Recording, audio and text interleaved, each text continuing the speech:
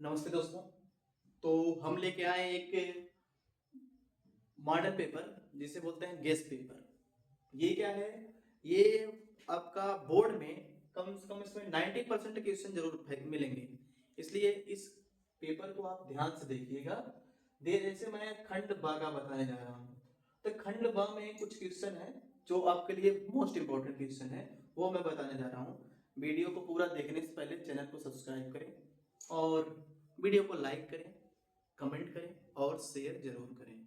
अब देखिएगा इस क्वेश्चन में क्या बोल रखा है। कह रखा है कि सभी खंड कीजिए। ये जो क्वेश्चन है खंड ब का पहला क्वेश्चन है, सभी खंड कीजिए। ये 2 नंबर के क्वेश्चन आते हैं, एक जितने क्वेश्चन होते हैं उसमें 6 क्वेश्चन होते हैं। तो इसमें बोल रखा है यदि अल्फा तथा बीटा, यदि अल्फा तथा बीटा बहुपद x square minus p into x plus one plus c के शून्यांक है जो इस प्रकार है कि alpha plus one into beta plus one equal to 0, तब सी का मान पूछ रखा है। यानी इसमें सी का मान पूछ रखा है। अब देखिएगा, यहां से जरा ध्यान दो। ये दे रखा है हमारा क्वेश्चन में x square minus p into x plus one और ये प्लस सी देगा। थोड़ा इसको आप सिंप्लीफाई कर लो। अगर आप इसे सॉल्व कर दो तो ये एक्स स्क्वायर हो जाएगा, माइनस पी का मल्टीप्लाई एक्स में करो कितना आएगा, पी एक्स हो जाएगा, माइनस प्लस क्या हो जाएगा, माइनस पी हो जाएगा और ये प्लस क्या हो जाएगा, सी हो जाएगा। हो जाएगा यहाँ तक। अब यहाँ से अगर आप कंपेयर करो तो a का जो मान निकल के आएगा, a का मतलब होता है एक्स स्क्वायर का गुणा, तो एक्स स्क्वायर का गुणा कितना हो जाएगा हमारा, 1 हो जाएगा। हो जाएगा यहाँ तक। अच्छा, अगर b का मान आप फाइंड करते हो तो b का मतलब होता है x का गुणा। अच्छा भाई x का मान कितना है, माइनस p है, तो यहाँ लिखेंगे माइनस p, तो b का मान क्या आ गया, माइनस p। इसके बाद क्या होता है c, यानी c का मतलब क्या होता है अचर पद का गुणा, और अचर पद जो हमारा है वो क्या है, माइनस p और प्लस क्या है, c। तो यहां तक तो हो ही जाएगा। अब इसके बाद क्या करना है, जो दे रखा है क्वेश्चन वो देख लो।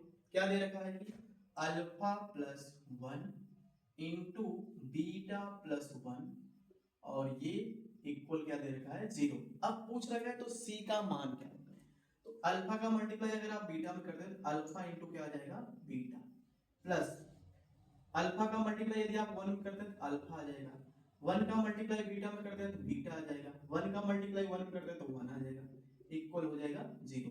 अब ये और ये जरा ध्यान दो इन दोनों पे। अल्फा इंटू बीटा का फार्मूला हमें पता है क्या होता है, सी बाई ए होता है ना, और plus b alpha plus beta का भी हमें पता है क्या होता है, माइनस बी बटे ए, ये होता है ना, और ये प्लस क्या हो जाएगा 1, इक्वल क्या हो जाएगा 0। तो अब हमें बारी बारी से वैल्यू पुट कर देना है। सी का मान कितना देखो, सी का मान माइनस पी प्लस सी है, अपान ए का मान कितना है 1, और प्लस बी का मान देखो माइनस पी है, माइनस से minus P minus minus plus हो जाएगा, बी का मान क्या हो जाएगा पी अपान ए का मान कितना हो जाएगा 1, और ये प्लस क्या हो जाएगा 1, इक्वल क्या हो जाएगा 0। तो माइनस पी और प्लस सी और ये प्लस क्या हो जाएगा p और ये प्लस 1 इक्वल क्या हो जाएगा 0।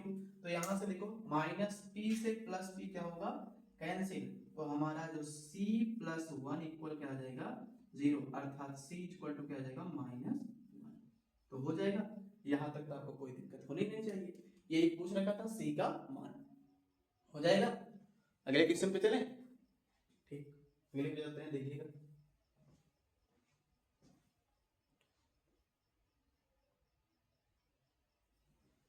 अब देखिए इस क्वेश्चन में क्या बोल रखा है, बोल रखा है कि यदि बिंदु r x कामा y बिंदुओं a 5 कामा 1 तथा b माइनस 1 कामा 5 से समदूरस्थ है तो सिद्ध कीजिए कि 3x इक्वल टू 2y। एक बार मैं फिर से बता रहा हूं, जितने क्वेश्चन है सब इंपॉर्टेंट है, ध्यान से समझिएगा। अब इसमें हमें प्रूव करना है 3x इक्वल टू 2y। अच्छा, समदूरस्थ का मतलब क्या होता है, मैंने पहले भी बता रखा है। समदूरस्थ का मतलब क्या होता है, एक दूसरे की जो दूरी है वो क्या होनी चाहिए, समान होनी चाहिए, वही क्या है हमारा समदूरस्थ। तो क्वेश्चन में जो बोल रहा है वो देखिएगा, एक मतलब ही कहने का मतलब एक रेखाखंड है। क्या है, एक रेखाखंड है। अब इस रेखाखंड में एक बिंदु क्या है आपका a है, और एक बिंदु क्या दे रखा है, b दे रखा है, जिसके निर्देशांक क्रमशः दे रखे हैं, क्या दे रखे हैं 5 कामा 1 है, और इसका निर्देशांक क्या देगा माइनस 1 कामा 5 है। तो यहाँ पे कोई बिंदु एक p है, यहाँ पे कोई बिंदु क्या है p है, और जिसके निर्देशांक दे रखे हैं वो कितने हैं, x, y ये दे रखे हैं। ठीक, अब देखो अगर समदूरस्थ बोलता है तो दोनों की दूरियां क्या होती हैं, समान होती है। कहने का मतलब AP जो होगा वो PB के क्या होगा, बराबर। PB बोल सकते हो या AP या BP के क्या होगा, बराबर होगा। ठीक, यहां तक हो जाएगा। अब अगर ध्यान से देखो ये जो होगा मतलब कि इन दोनों के बीच की दूरी का फार्मूला में यूज करना है। बीच की दूरी का फार्मूला क्या होता है, x1 माइनस x2 का होल स्क्वायर और प्लस क्या होता है y1 माइनस y2 का होल स्क्वायर, और ये इक्वल इसमें क्या हो जाता है x1 माइनस x2 का होल स्क्वायर और ये प्लस हो जाएगा y1 माइनस y2 का होल स्क्वायर। ये हमारा क्या हो गया, फार्मूला हो गया दो बिंदुओं के बीच की दूरी का। तो एक चीज ध्यान देना, ये जो है हमारा x1 है और ये क्या है y1 है, ये x2 है, ये क्या है y2 है। तो इधर ये वाला देखो ये इस बिंदु के लिए x1 है और ये क्या है y1 है। ठीक, अब क्या करना है ध्यान देना, पहले तो स्क्वायर रूट से स्क्वायर रूट क्या हो जाएगा हमारा, कैंसिल हो जाएगा। ठीक, तो x1 का मान देखो कितना, AP में x1 का मान कितना है 5 है, माइनस x2 का मान कितना है x है, इसका होल स्क्वायर हो जाएगा प्लस, अच्छा बताओ y1 का मान कितना है 1 है, y2 का मान कितना है y है, और इसका क्या हो जाएगा स्क्वायर इक्वल, इसमें देखो x1 का मान कितना है -1 है, x2 का मान कितना है -x है, इसका स्क्वायर बन जाएगा प्लस y1 का मान कितना है 5 है, y2 का मान कितना है y, इसका क्या बन जाएगा स्क्वायर हो जाएगा।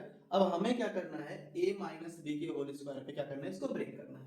तो a माइनस b का होल स्क्वायर क्या होता है, यानी a स्क्वायर कहने का मतलब 5 का स्क्वायर कितना हो जाएगा 25 और प्लस b स्क्वायर यानी x स्क्वायर माइनस 2 बचे कितना आ जाएगा 10x प्लस 1 का स्क्वायर करो 1, y का करोगे तो y स्क्वायर और माइनस 2 1 का 2 1 2 यानी 2y।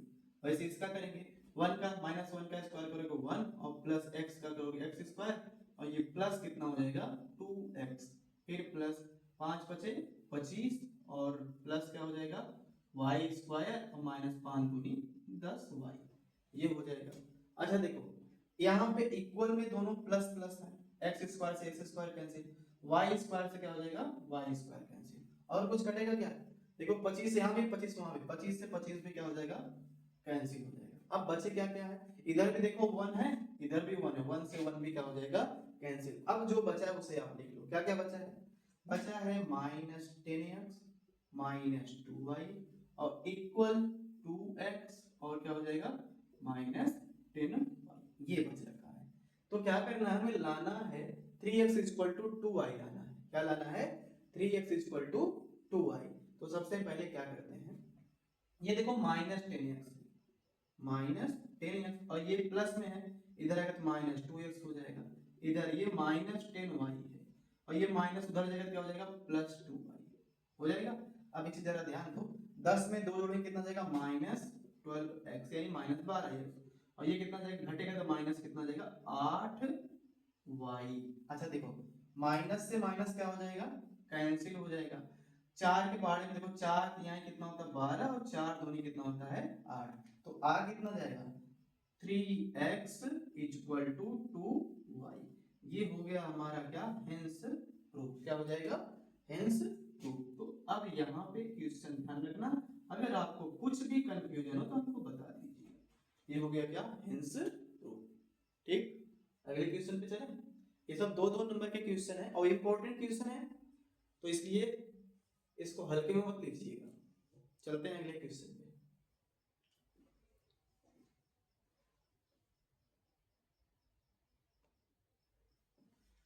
अब ये क्वेश्चन देखिएगा, कह रखा है क्या, दो वर्गों के क्षेत्रफलों का योग कितना है 468 है, यानी 468 मीटर स्क्वायर है। यदि उनके परिमापों में 24 का अंतर हो तो दोनों वर्गों की भुजाएं क्या है।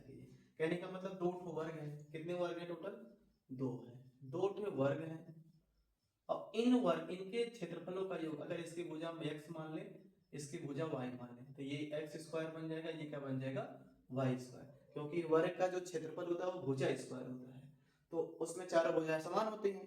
तो यहाँ पे इन दोनों के वर्गों का योग कितना दे रखा है 468, वर्ग का परिमाप क्या होता है 4x और इसका क्या हो जाएगा 4y, अंतर बोल रखा है 24 है, तो ये सॉल्व कर लोगे तो ये आ जाएगा x minus y equal to 6। समीकरण 2 बन जाएगा, समीकरण 1। चाहो तो इसे सॉल्व कर लोगे, लेकिन हमें लिखना कैसे वो देखिएगा। क्या करेंगे, लिखेंगे जो पूछ रखा है वो पहले मान लो, दोनों वर्गों की भुजाएं ज्ञात कीजिए। यानी माना पहले वर्ग की भुजा, पहले वर्ग की भुजा क्या हो जाएगी, पहले वर्ग की भुजा मान लेते हैं हम x है, तो पहले वर्ग का क्षेत्रफल तब पहले वर्ग का क्षेत्रफल हो जाएगा एक्स स्क्वायर, यानी भुजा स्क्वायर का मतलब क्या हो जाएगा एक्स स्क्वायर। अब तथा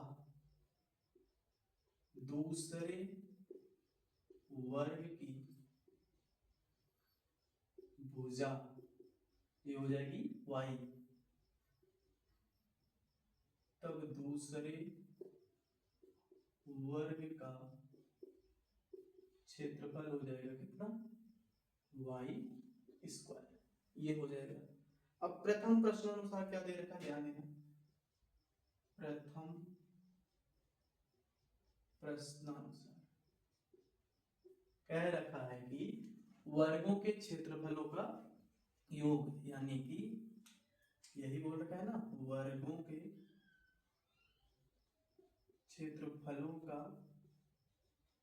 योग, और ये कितना बोल रखा है कि 468 मीटर स्क्वायर है। कितना है 468 मीटर स्क्वायर, यानी पहले वर्ग का क्षेत्रफल एक्स स्क्वायर है और दूसरे वर्ग का क्षेत्रफल वाई स्क्वायर है, तो इनका योग दे रखा है कितना 468, ये बन जाएगा समीकरण 1 हो जाएगा।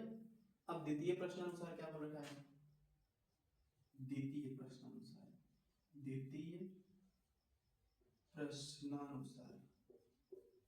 कह रखा है कि परिमापों का अंतर ये दे रखा है कितना 24 दे रखा है, कितना है 24 है। तो अच्छा बताओ वर्ग का परिमाप क्या होता है, 4 गुणे भुजा, परिमाप जो होता है परिमाप बराबर 4 गुणे भुजा ये होता है। तो ये वर्ग का परिमाप बात की जा रही है, वर्ग का परिमाप 4 गुणे भुजा होता है। पहले वर्ग का परिमाप क्या हो जाएगा, यानी 4 गुणे भुजा, पहले वर्ग की भुजा क्या है x है, तो ये कितना हो जाएगा 4x, और दूसरे वर्ग की भुजा y है तो 4y, इनका अंतर मतलब घटाना इक्वल टू क्या हो जाएगा 24। अच्छा 4 का डिवाइड कर सकते हो ना, 4 1 कम 4, 4 1 कम 4 और 4 6 24, और थोड़ा इसको सिंपलीफाई कर लो आसान हो जाएगा। x का मान निकालो 6, ये माइनस हो जाएगा क्या हो जाएगा प्लस y, 6 प्लस y, ये बन जाएगा इक्वेशन सेकंड हो जाएगा। अब ये क्या करो आप x बराबर 6 प्लस y समीकरण 1 में रखने पर, यानी कि x equal to 6 plus y समीकरण 1 में रखने पर, थोड़ा इधर वाला इरेज करते हैं देखिएगा। तो समीकरण 1 में रख दो, अगर हम इसे समीकरण 1 में पुट करें तो समीकरण 1 है हमारा, समीकरण 1 क्या है हमारा x square plus y square equal to कितना है 468। तो जहां x है वहां पे हमने पुट कर देना क्या है 6 प्लस वाई, तो x के स्थान पे 6 प्लस वाई का क्या हो जाएगा होल स्क्वायर और plus y square equal to 468 हो जाएगा। ठीक, अच्छा आप बताओ a प्लस b का होल स्क्वायर 4 कितना जाएगा 36, प्लस y का स्क्वायर करो कितना जाएगा y का स्क्वायर, यानी y स्क्वायर ही हो जाएगा, और प्लस 6 दूनी 12y और प्लस y स्क्वायर और प्लस 400 कितना जाएगा 68, तो ये हो जाएगा। अगर आप इसे हम सॉल्व करें y स्क्वायर में कितना जाएंगे 2y स्क्वायर आ जाएगा, और प्लस ये 12y एज इट इज रहेगा, यहाँ पे इक्वल का साइन लगेगा, सॉरी ये 12y हो जाएगा, और ये प्लस 36 तो है ये है, माइनस 468 भी हो जाएगा इक्वल 0। तो माइनस 468 कैसे हुआ, ये प्लस था इधर आकर क्या हो जाएगा माइनस, तो ये आ जाएगा 2y स्क्वायर प्लस 12y।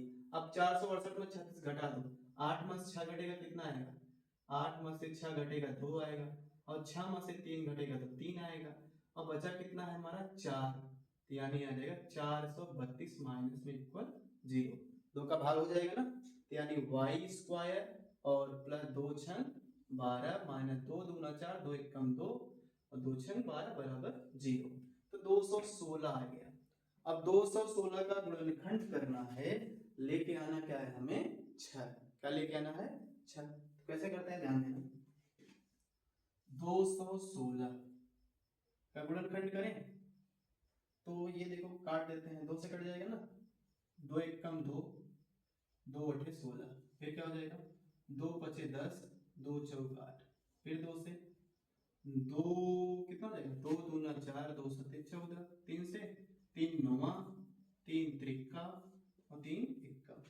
तो क्या क्या बन रहा है देखो, हमें लाना कितना है 6। अगर यहाँ से देखें 2 दूना 4 4 दूनी 8 8 त्रिक 24 और 3 त्रिक का 9, ये नहीं बन रहा। चलो यहाँ देखते हैं 3 त्रिक का 9 9 दूनी 18 हो जाएगा ना, 3 दूनी 6 6 दूनी 12। 18 में से यदि आप 12 घटाते हो तो कितना आएगा 6 आएगा कि नहीं आ जाएगा। तो यानी क्या कर देंगे हम 18 माइनस 12 कर देते हैं। तो देखिएगा यानी कि ये बन जाएगा वाई स्क्वायर और प्लस 18y माइनस 12y और ये माइनस 216 बराबर क्या हो जाएगा 0। तो Y square plus 18y minus 12y और माइनस 216 बराबर 0। इसमें से y का मान ले लो, y का मान लोगे तो आएगा कितना y प्लस 18 आ जाएगा, माइनस इसमें से 12 का मान लोगे तो y प्लस, तो 12 एक कम 12 और 12 अट्ठे 96, यानी 18 यहाँ भी आ जाएगा इक्वल 0। तो y प्लस 18 भैया क्या ना, एक कोष्टक में अगले का जाएगा y माइनस 12 इक्वल 0। तो हमें देखो अगर हम यहाँ से प्लस कर लेंगे तो उधर माइनस में आएगा, लेकिन हमें जो भुजा होती है वो पॉजिटिव होती है, इसलिए y इक्वल हमने लेते हैं क्या y माइनस 12 इक्वल ले लेते हैं 0। तो y इक्वल क्या निकल कर आ जाएगा 12 आ जाएगा, यानी y का मान क्या आ जाएगा 12 मीटर। अब यही मान किसमें रख देते हैं समीकरण 1 में रख देते हैं। समीकरण 1 में रखने पर, अब समीकरण 1 क्या है देखिएगा, समीकरण 1 दे रखा 1 में नहीं सॉरी 2 में, समीकरण 2 में रख देंगे, किसमें 2 में। अब हमारा समीकरण 2 क्या है ध्यान से देखिएगा, समीकरण 2 दे रखा x प्लस सॉरी कितना दे रखा है, कितना दे रखा है x equal to 6 plus y, यानी x इक्वल टू 6 और प्लस y के स्थान पे कितना रखना है 12, तो x इक्वल टू कितना जाएगा 18, यानी x का मान कितना जाएगा 18। यानी अतः पहले वर्ग की भुजा जो हो जाएगी हमारी वो क्या हो जाएगी 18 मीटर और तथा दूसरे वर्ग की भुजा क्या हो जाएगी 12 मीटर। तो आप यहां से लिख लेना, हम लिख देते हैं अतः पहले वर्ग की भुजा तथा दूसरे वर्ग की भुजा तथा दूसरे वर्ग की भुजा क्रमशः मतलब क्रम से क्रमशः कितनी हो जाएगी 18 तथा 12 मीटर हो जाएगा। अब इस क्वेश्चन में कोई दिक्कत तो होगी नहीं, आपको हो जाएगा ना, कोई दिक्कत हो तो बताइएगा। चलें अगले क्वेश्चन पे। ठीक,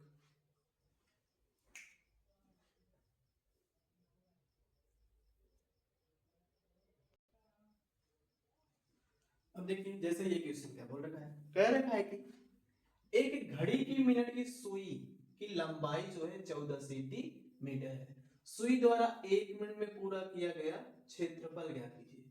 1 मिनट में पूरा किया गया क्षेत्रफल पूछा है, तो एक बार मैंने बता रखा था 1 मिनट में बनाया गया क्षेत्रफल होता है कोण होता है, तो वो क्या होता है 6 डिग्री का होता है। कितने डिग्री का 6 डिग्री का। तो अगर जैसे हमारी बड़ी वाली सुई जैसे यहाँ पे है, ये 14 सेंटीमीटर की है, और अगर 1 मिनट बाद तो यहाँ आएगी, तो 1 मिनट में इन दोनों के बीच तो कोई कोण बनेगा, और वो जो कोण होगा कितने डिग्री का होगा 6 डिग्री का होगा। कितने डिग्री का होगा 6 डिग्री का। ऐसा कुछ बनेगा, ये मान लो मेरी घड़ी है, घड़ी कुछ अच्छी नहीं बनी है फिर भी देखिएगा, ये 6 डिग्री का है। अब यहाँ से इसकी जो लंबाई है सुई की 14 सेंटीमीटर है, तो केंद्र से परिधि तक जाने वाली रेखा को हम क्या बोलते हैं? त्रिज्या बोलते हैं। यानी कि क्या करेंगे हम, लिखेंगे त्रिज्या जो होगा, माना त्रिज्या r बराबर कितना हो जाएगा, 14 सेंटीमीटर, ये हो जाएगा। अब सुई द्वारा 1 मिनट में, यानी सुई द्वारा 1 मिनट में बनाया गया क्षेत्रफल, बनाया गया क्षेत्रफल, सॉरी बनाया गया कोण फाइंड करना, क्या बनाया गया कोण, यानी थीटा बराबर टोटल 360 अंश का एंगल बनता है और एक ये होते हैं 60 मिनट, 60 मिनट। तो 1 मिनट जो कोण बनेगा वो कितना होगा, 6 डिग्री, यानी थीटा बराबर क्या निकल कर आ जाएगा, 6 डिग्री। तो ये बनेगा त्रिज्य खंड। तो यानी 1 मिनट में, 1 मिनट में सुई द्वारा बनाए गए त्रिज्य खंड का क्षेत्रफल, क्या होता है फार्मूला क्षेत्रफल का त्रिज्य खंड का, पाई आर स्क्वायर थीटा बटे 360। तो पाई का मान यूज करना है 22/7, जब तक कुछ ना बोला जाए तब तक 22/7 यूज करना है। अब आर का मान 14 है तो 2 बार 14 लिख दोगे, अब गुणे थीटा हो जाएगा 6 डिग्री और बटे 360 डिग्री। तो 6 कम 6 6 4 के 36, 60 डिग्री ये आ जाएगा। तो अगर हम इसको और काटें तो ये कितना है, 2 से 2 30 में 60 और 2 11 में कितना हो जाएगा, 22। और यहाँ 7 से काट देते हैं, 7 1 कम 7, 7 दूनी 14, 2 1 कम 2, 2 15 में 30, तो 15 आ गया। यानी अब बचा क्या है हमारा, 11 और 14 बचा है। यानी हम क्या ले सकते हैं, 11 गुणे 14 और बटे क्या आ जाएगा, 15, ये आ जाएगा। तो 11 चौक कितना हो जाएगा, 11 चौक 44 का 4 आ जाएगा। 11 एक कम 11 और 11 4 कितना आ जाएगा, 15। ये 15/15 कितना मीटर स्क्वायर होगा, कितना आएगा, सेंटीमीटर स्क्वायर होगा। ये इतना सेंटीमीटर स्क्वायर होगा। अब अगर इसे हम काटना चाहें तो कितना आ जाएगा, अगर हम इसे काट दें,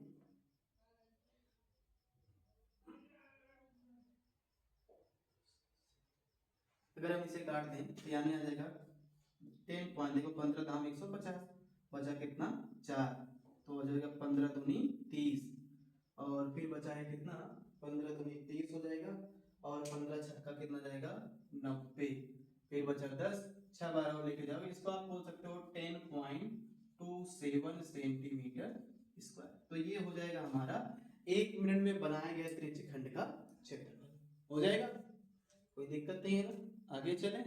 ठीक, चलते हैं फिर अगले क्वेश्चन पे। देखिए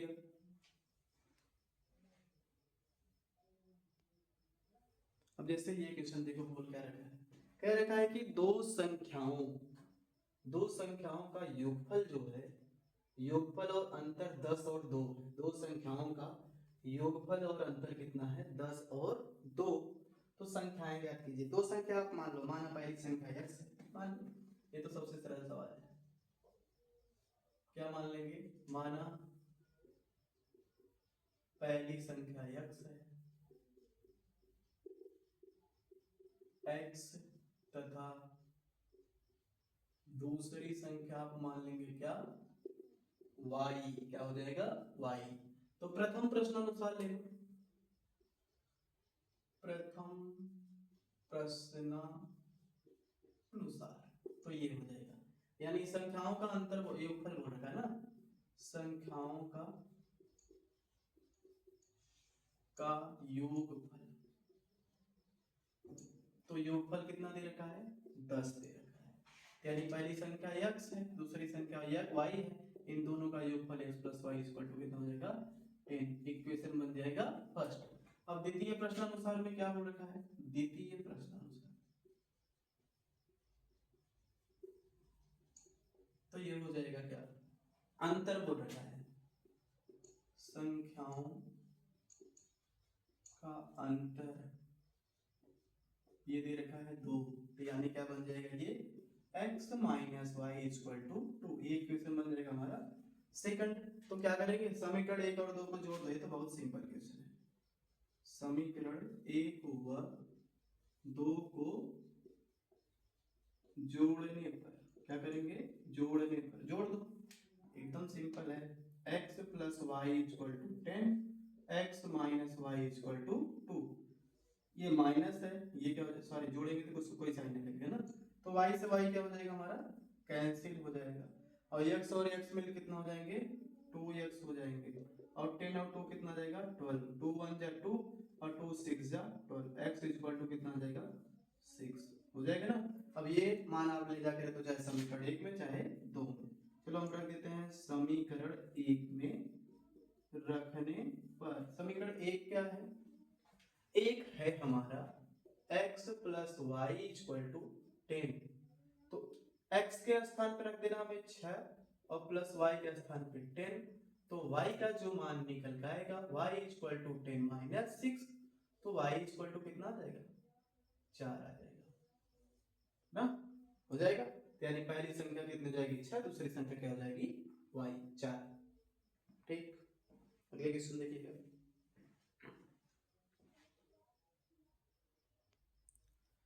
अब देखिए ये क्वेश्चन बोल रखा है cos 30 degree plus sin 60 degree upon 1 plus sin 30 degree plus cos 60 degree. Question है बहुत सिंपल, लेकिन बस आपको फार्मूले याद रखने चाहिए, उसके मान वैल्यू क्या होते हैं वो याद होने चाहिए। जो दे रखा है उसे पहले नोट कर लो, क्या दे रखा है cos 30 डिग्री, क्या है cos 30 और प्लस क्या है sin 60। अब पूरे का अपान क्या हो जाएगा 1 plus sin 30 upon plus cos 60 degree. अब अगर हम यहाँ पे वैल्यू हम रख दें, वैल्यू हमें याद होनी चाहिए, बिना वैल्यू का कोई क्वेश्चन आप लगा नहीं पाओगे। यानी cos 30 का जो मान होता है वो कितना होता है रूट में 3 और बाई 2, और प्लस sin 60 का भी मान रूट 3 बाई 2 होता है अपॉन, ये इक्वल का साइन इसके बीच में लगाना है, ये खास करके आपको ध्यान रखनी है।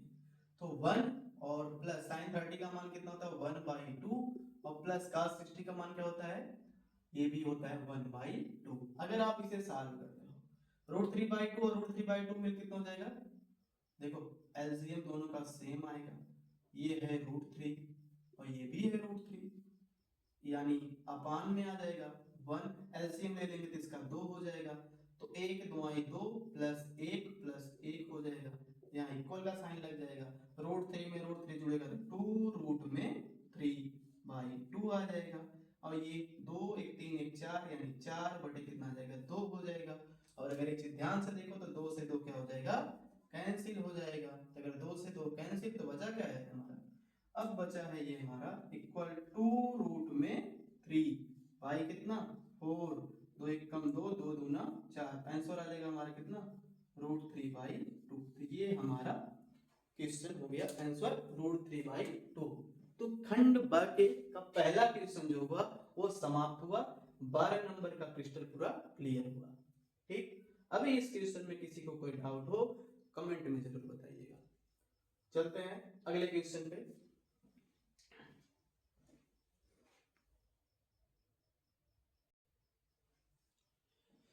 अब ये क्वेश्चन देखिएगा क्या बोल रखा है, इसमें कह रखा है कि दी गई आकृति में एक्स वाई जो है, यानी ये जो रेखा है इसके क्या है समांतर है।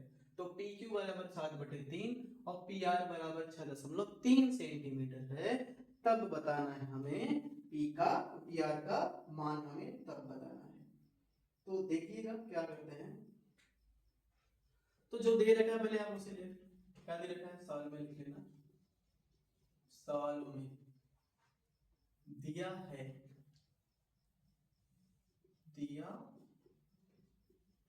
क्या दे रखा है, कह रखा है कि एक्स वाई जो है समांतर है क्यू आर की, किसके समांतर है क्यू आर की, तो ये दे रखा है। और एक चीज दे रखा है क्या है पी क्यू और बटे एक्स क्यू बराबर 7/3 है, और बोल रखा है पी आर बराबर 6.3 सेंटीमीटर है।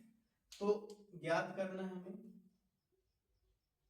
ज्ञात करना है, क्या ज्ञात करना है, ज्ञात करना है कि वाई आर बराबर क्या, ये हमें फाइंड करना है।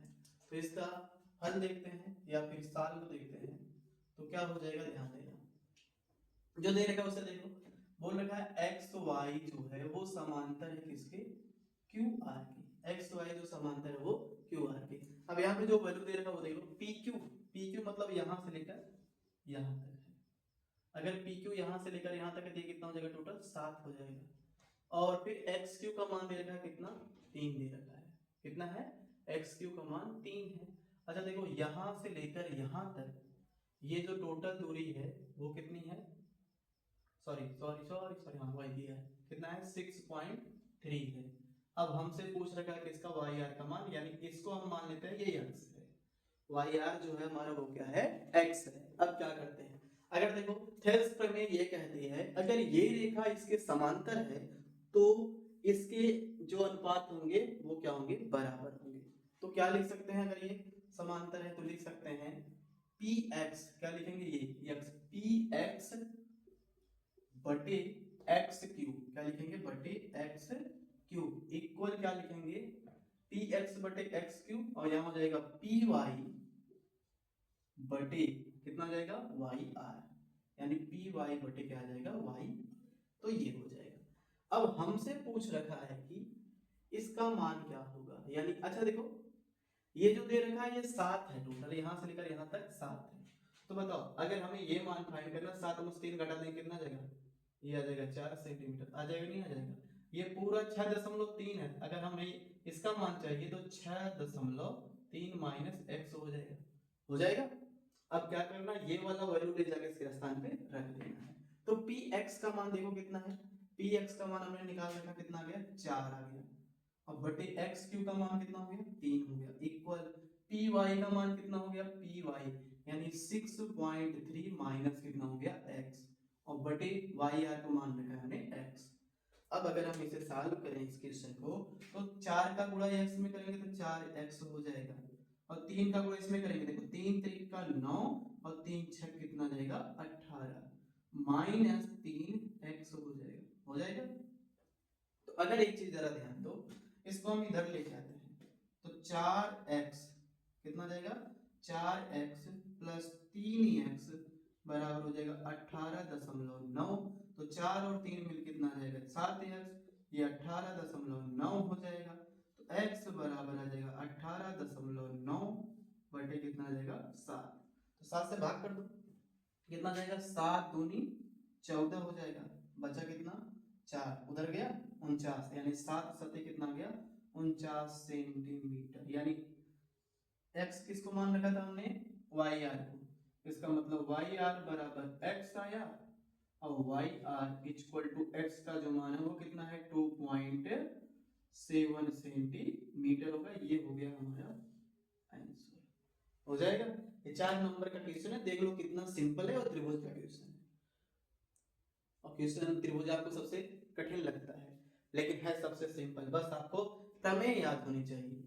तो हमने क्या किया, ये PQ का मान जो दे रखा था वो 7 था, और XR का मान कितना था, XQ का मान 3 था। तो 7 में से 3 घटाओगे तो ये मान निकाल लोगे, हो ही जाएगा। अब यहाँ पे ये टोटल यहाँ से लेकर यहाँ तक 6.3 था, हमने इसको मान लिया x, तो इसमें से इसको घटाया, ये हो गया हमारा 6.3 माइनस x हो गया।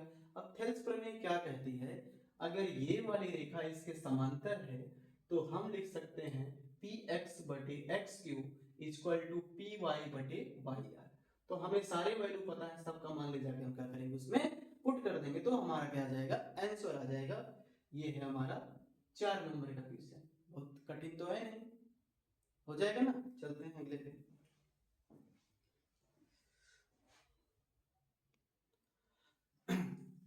अब देखिए ये क्वेश्चन क्या बोल रहा है, ये है हाइट एंड डिस्टेंस का, यानी ऊंचाई और दूरी का, त्रिकोणमिति के अनुप्रयोग का।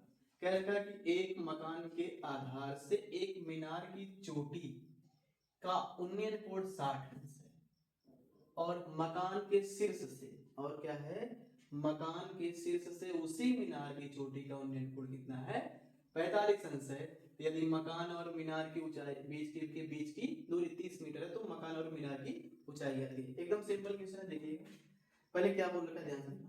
एक मकान के आधार से एक मीनार की चोटी का उन्नयन कोण, जैसे ये क्या है, एक मीनार है, और ये क्या है, एक मकान है। अब ये मकान हो गया और ये मीनार हो गया।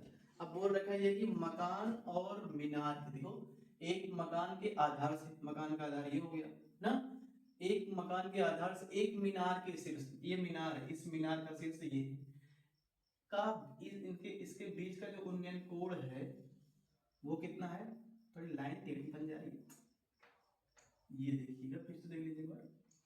यानी मकान और मीनार के, मकान के आधार और मीनार के शीर्ष का जो उन्नयन कोण कितना हो गया, 60 अंश। कितना हो गया, 60 अंश। अब ये देखो हमारा मकान बन गया। फिर बोल रखा है क्या, और मकान के शीर्ष से, मकान का शीर्ष ये है, मकान के शीर्ष से उसी मीनार की चोटी, मीनार की चोटी यही है, मीनार की चोटी का उन्नयन कोण, ये मीनार की चोटी का उन्नयन कोण कितना है, 45 अंश। ये हो जाएगा कितना हमारा, 45 अंश। तो यदि मकान और मीनार के बीच की दूरी, इसके और इसके बीच की दूरी कितनी हो जाएगी, कितनी है, 30 मीटर है। तो बोल रखा है मकान और मीनार की ऊंचाई ज्ञात कीजिए। तो हम एक काम करते हैं, ये टोटल जो ऊंचाई है इसको हम मान लेते हैं कैपिटल एच, हो जाएगा ना।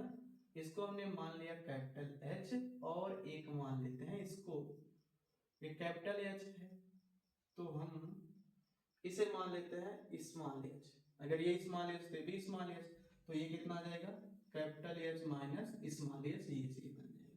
हो जाएगा यहाँ तक। अब क्या करना है, अच्छा नामकरण कर दो, ये ए हो गया, बी, सी, डी, ई। अब आप इसमें से कोई एक त्रिभुज ले लो, कोई एक त्रिभुज ले लो। क्या ले लें हम, माना त्रिभुज ए डी ई, त्रिभुज ए डी ई में अगर हम त्रिभुज ए डी ई की बात करें तो इसमें देखो ये वाली जो है, ये हमारा क्या है, लंब है। एक जो ज्ञात करना उसे लेना है, एक जो दिया है उसे लेना है। तो यानी फार्मूला क्या हो जाएगा, ये लंब है। अच्छा लंब क्या है, उसमें देखो दिया एक ए ई हो गया और बटे क्या हो जाएगा हमारा, डी ई, और डी ई हो गया। अच्छा ए ई लंब है और डी ई आधार है, तो लंब बटे आधार किसका फार्मूला होता है, tan थीटा का। क्या हो जाएगा, tan थीटा का। और इसमें दे रखा है क्या, अच्छा देखो थीटा बराबर इसमें कितना है, 60 अंश है, ठीक। और ए बी बराबर कितना है, ए ई बराबर है कितना, कैपिटल एच। और जो ये है डी ई वो किसके बराबर है, 30 मीटर के बराबर है।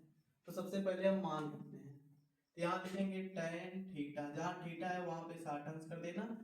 ए ई का मान कितना है, देखो एच है, कैपिटल एच हो जाएगा। डी ई का मान हो गया 30, और tan 60 का मान कितना होता है, tan 60 का जो मान होता है वो होता है रूट में 3 इक्वल टू एच अपान कितना हो जाएगा 30। तो यहाँ पे मान लो 1 है, 1 का मल्टीप्लाई एच में करोगे एच आएगा, और इसका करो 30 रूट में कितना आ जाएगा, 3 मीटर। ये आ गई हमारे मीनार की ऊंचाई, आ गई कितनी आ गई, 30 रूट में 3 मीटर। ये हो गई हमारे मीनार की ऊंचाई, ठीक। अब आगे क्या करना है वो देखिएगा। अब अगला ट्रायंगल देख लो, अगला ट्रायंगल हमें मिल रहा है क्या, अब हमको ये वाला चाहिए, कौन सा, ये वाला। तो वहां से हम स्मॉल एच फाइंड करते हैं। देखो ट्रायंगल एबीसी में, यानी ट्रायंगल ए बी सी में अगर एबीसी की बात करें तो हमें इसमें देखो क्या क्या मिल जाएगा। अच्छा थीटा बराबर 45 अंश मिल जाएगा। उसके बाद ए बी बराबर क्या मिल जाएगा हमारा, एच माइनस स्मॉल एच, और ये वाला इसके बराबर होगा, अर्थात बी सी बराबर भी हो जाएगा कितना, 30 हो जाएगा। चलो फार्मूला पता है हमें, देख क्या क्या रखा है, ए बी, और फाइंड क्या करना है, ए बी फाइंड करना, बी सी दे रखा है, तो ये भी लंब बटे आधार ही फार्मूला बनेगा। तो ये फार्मूला किसका हो जाएगा, tan थीटा का। चलो वैल्यू पुट करते हैं। अच्छा tan थीटा इक्वल टू क्या होता है, जहाँ थीटा वहां मान, tan थीटा का मान कितना है, 45 अंश इक्वल टू ए बी का मान देखो कितना है, capital h minus small H, और बी सी कितना है, 30 है, ये डिग्री नहीं है 30 है। अगर अब हम इसे सॉल्व करें, tan 45 का मान 1 होता है, और ये हो जाएगा capital h minus small h upon 30, इसका मल्टीप्लाई इसमें कर दें 30 आ जाएगा, और minus equal H minus small H.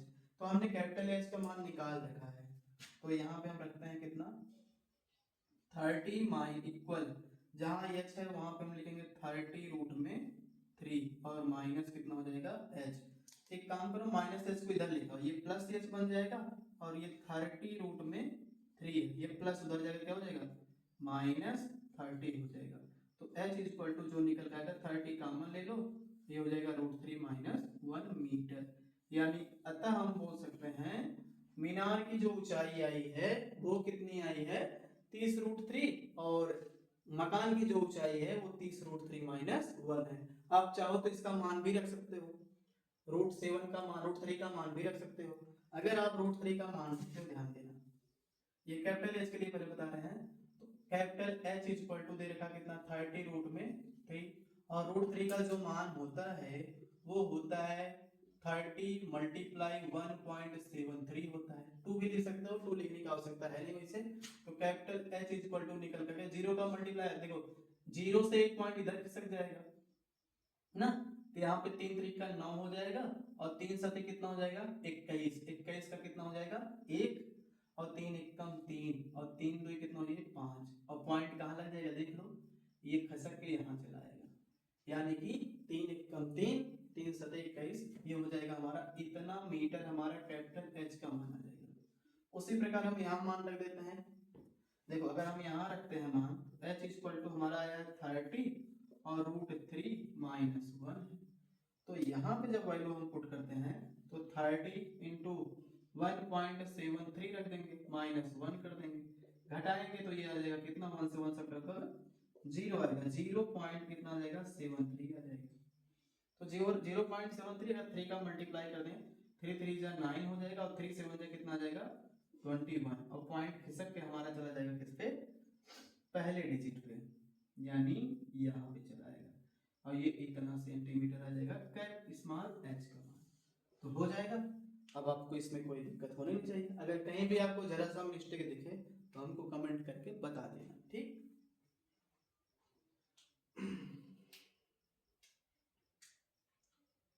तो चलते हैं अगले क्वेश्चन पे, देखिएगा।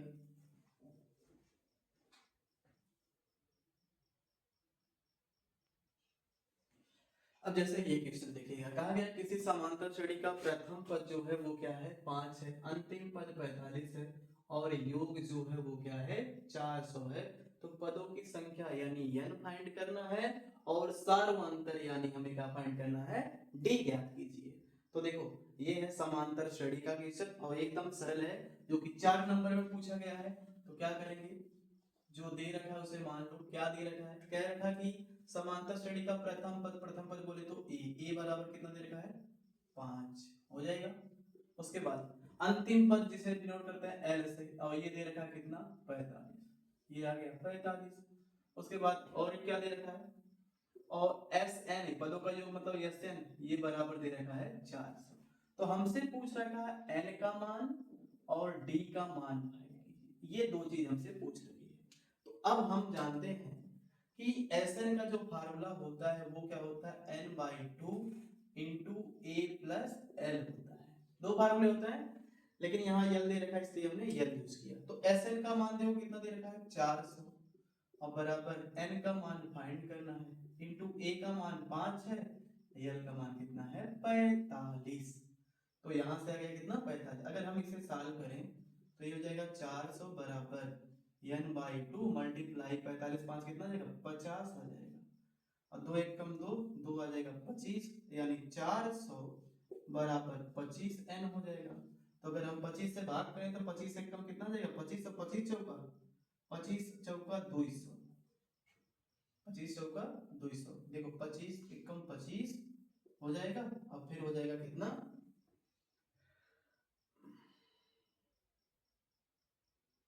कितना जाएगा भाग करो, रुको भाग कर लेते हैं है ना। अगर हम 400 में 25 का भाग करेंगे तो 25 से कम 25 हो जाएगा, उतारेंगे कितना 10 में से 5 गया 5, एक उतारेंगे कितना आएगा 1, 3 में हो गया 1, 0 उतारेंगे 25 छक्का कितना जाएगा 150 कट, यानी कि 16 आ जाएगा, कितना जाएगा 16। तो ये हो जाएगा कट करके क्या 16, यानी n का जो मान निकल के आएगा वो हो जाएगा हमारा क्या 16। अब क्या पूछ रखा है डी का मान, डी का मान निकालने के लिए एल का दे रखा है, एल दे रखा है 45। एल का फार्मूला होता है a plus n minus 1 into d equal to कितना हो जाएगा 45, जिसमें a का मान हमें पता है, a का मान 5 है, प्लस n का मान हमने निकाल रखा है कितना है 16 है, ये या नहीं है समझना, माइनस 1 इंटू डी का मान कितना दे रखा है डी का मान फाइंड करना है, तो ये हो गया 45। अब ये कितना हो जाएगा 5 और प्लस 16 में से क्या कितना आ जाएगा 16 में से गया 15 और ये हो जाएगा d बराबर 45। तो 15d बराबर 45 माइनस 5, तो 15d बराबर कितना आ जाएगा 40। तो d बराबर हो जाएगा 40 बटे 15, 5 तिहाई 15, 5 अठे 40, यानी d बराबर निकल कर आ जाएगा 8 बटे 3। तो ये हो गया हमारा आंसर, an और d का मान हो जाएगा। चलो अगला क्वेश्चन।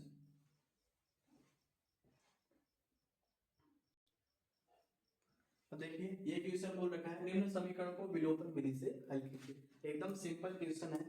क्या करेंगे, इसमें दे रखा है x बाई 7 दे रखा है उसे ले लो, और प्लस y बाई क्या है 3 इक्वल 5, ये इक्वेशन बन गया फर्स्ट। सेकंड इक्वेशन दे रखा है x by 7 minus y by 9 और ये इक्वल कितना है 1, इक्वेशन बन गया ये क्या हमारा सेकंड हो जाएगा।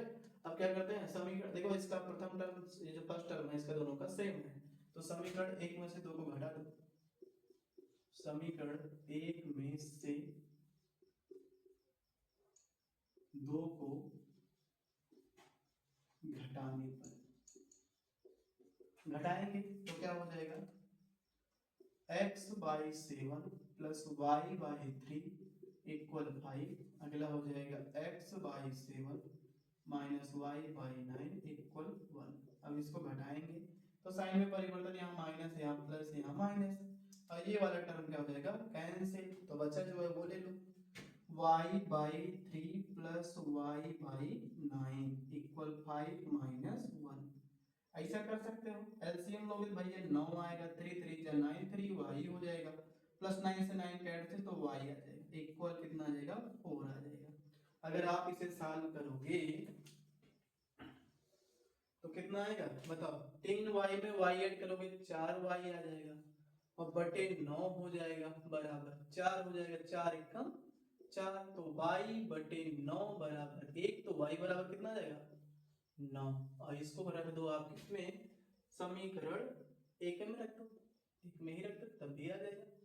समीकरण 1 में रखने पर, अब समीकरण 1 क्या है ध्यान देना, 1 है x by 7 plus y by 3 और इक्वल दे रखा है 5, तो x बाई 7 को एज इट इज और प्लस y का मान देखो कितना दे रखा है 9 और बटे कितना आ जाएगा 3 इक्वल हो जाएगा 5।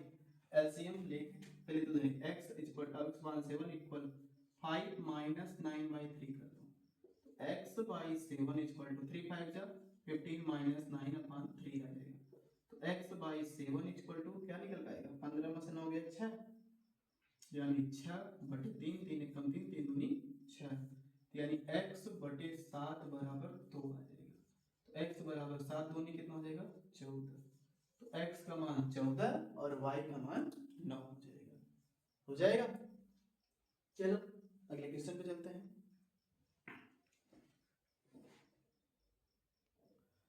अब देखिए ये क्वेश्चन क्या है, क्या कहता है, कह रहा है ये कि इसमें बोल ये रखा है कि यदि एक विद्यार्थी के प्राप्तांकों का समांतर माध्य 25 है, तो समांतर माध्य दे रखा है समांतर माध्य, और ये बराबर दे रखा कितना है 25 है, तो इसमें f का मान पूछ रखा है क्वेश्चन में।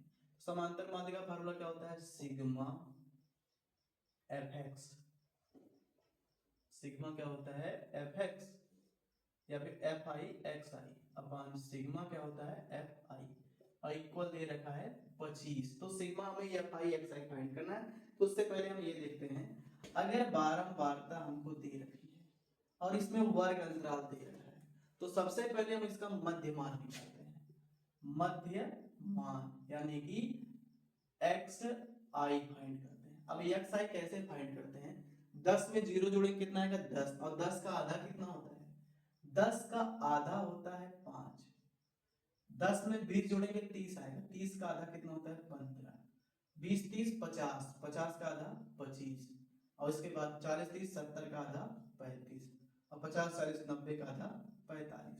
तो अब हम निकालते हैं क्या, इसको हम बोलते हैं एफ आई, और इसको देखो निकालते हैं एक्स आई और एफ आई।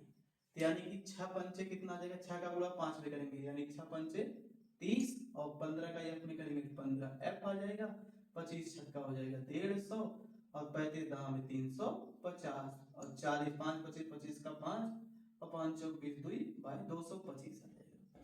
योग फाइंड कर लो, योग योग यानी सिग्मा एफ आई फाइंड करते हैं। कैसे निकालेंगे ध्यान देना, 6 6 12 12 10 22 22 5 27, और प्लस क्या हो जाएगा एफ हो जाएगा, क्या हो जाएगा 27 प्लस एफ, यानी देखो 6 6 12 12 10 22 22 5 27, और ये तो जोड़ेगा तो प्लस एफ आ जाएगा। अब इन दोनों को ऐड कर लो, हमें निकालना है sigma f i into x आई।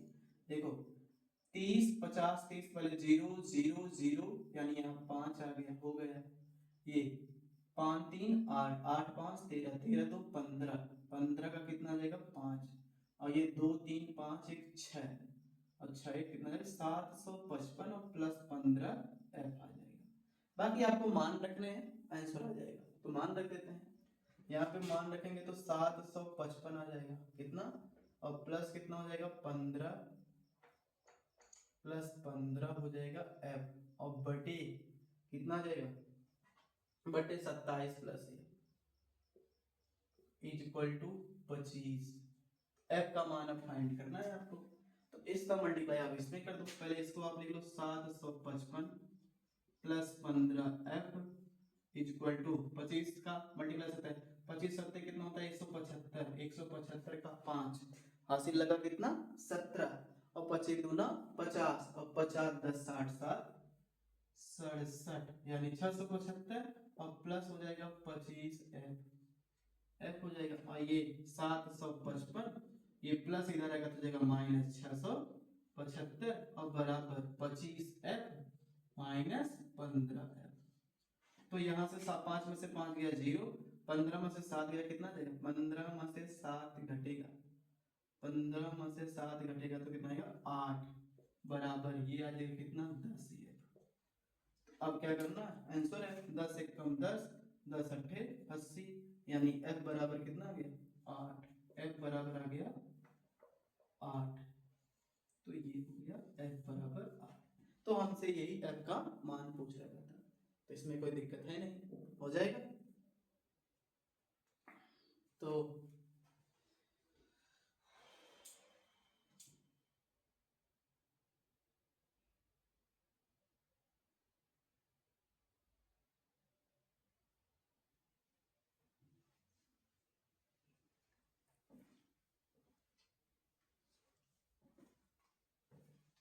ठीक है, फिर आज के लिए इतना ही। अब शेष मिलते हैं नेक्स्ट वीडियो में, और इससे भी अच्छे अच्छे क्वेश्चन आपके लिए लेके आएंगे। और हमारी वीडियो को देखना ना भूलें, और हमारे चैनल को सब्सक्राइब करें जो लोग नए हैं, वीडियो को लाइक करें, शेयर करें, और कमेंट में जरूर बताएं कैसा लगा मेरे पढ़ाने का तरीका। ठीक, गुड नाइट एंड